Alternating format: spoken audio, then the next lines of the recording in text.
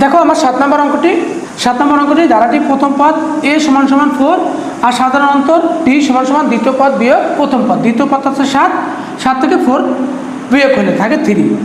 ধারাটির শেষ পদ আছে l সমান সমান 301। ধারাটির nতম পদ। পদ সংখ্যার সূত্র a plus n minus 1 into d সমান সমান l। এইটা হলো আমার পদ সংখ্যার সূত্র। এর মান আছে 4 প্লাস এই প্লাস প্লাস 3 n এর কোনো মান নাই, d এর মান আছে 3 সমান সমান 301। এই 3 দিয়ে n এর গুণ করলে 3n ইন্টু 3 একে 3 সমান সমান 301। এইটা এই আছে প্লাস এই আছে মাইনাস, প্লাস আছে মাইনাস।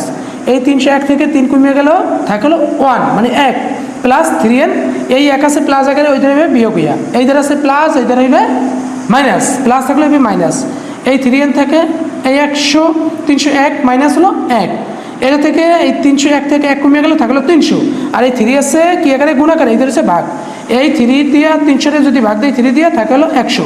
n সমান সমান 100। 100তম পদ হলো আমার 301।